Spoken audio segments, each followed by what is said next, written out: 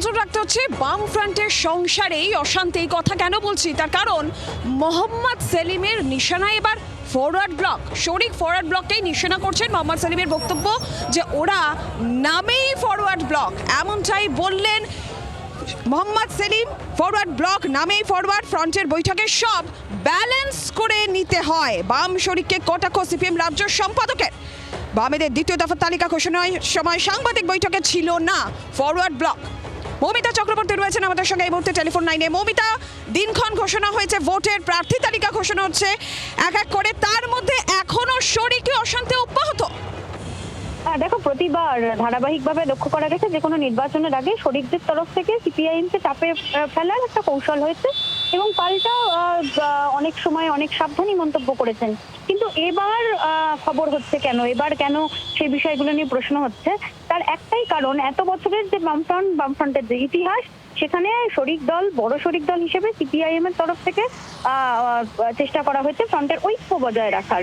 বামফ্রন্ট চেয়ারম্যান বিমান বসু তিনিও একাধিকবার সেই চেষ্টা করেছেন, কিন্তু ফরওয়ার্ড ব্লক প্রথমে রাগ করে বেরিয়ে যান। তারপর গতবারের যে বৈঠক, সেই বৈঠকে তারা উপস্থিত থাকলেন না। এবার আবারও 4টে আসনে তারা প্রার্থী দিয়ে দিয়েছেন, আর সেখানেই কোথাও একটা ধৈর্যের বাঁধ ভেঙেছে এবং সিপিআইএম এর তরফ থেকেও প্রকাশ্যে মন্তব্য করা হলো, যেখানে সিপিআইএম রাজ্য সম্পাদক তিনি বললেন যে ফরওয়ার্ড ব্লক নামেই ফরওয়ার্ড, তারা এগিয়ে যান, ফ্রন্টের বৈঠকে ব্যালেন্স করে নিতে হয়। এবং গতকাল সুজন চক্রবর্তী তিনিও সরব হয়েছিলেন।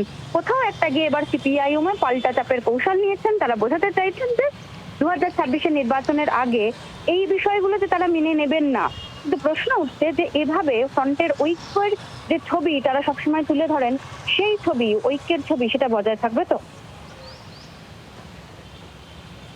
মৌমিতা, ধন্যবাদ তোমাকে। আর এই প্রসঙ্গে মোহাম্মদ সেলিম, বিমান বসু কি বলেছেন তারা শুনে। ফরওয়ার্ড ব্লকের তরফ থেকে 4 জন প্রার্থী দেওয়া হয়েছে, আপনাদের উপরে কোথাও চাপ সৃষ্টি তৈরি করার চেষ্টা করছে আপনার দোষ? তো আমাকে দেখে মনে হচ্ছে চাপে আছি। আর ফরওয়ার্ড ব্লক নামেই তো ফরওয়ার্ড, তো তারা একটু এগিয়ে যায়, তারপর আমাদের আবার বামফ্রন্টের মিটিং করে ব্যালেন্স করে দিতে হয়। ফরওয়ার্ড ব্লক 4টে কেন্দ্রে প্রার্থী দিয়েছে, কোথাও কি আপনাদের দোষ সঙ্গী, তারা আপনাদের চাপে রাখার চেষ্টা করছে?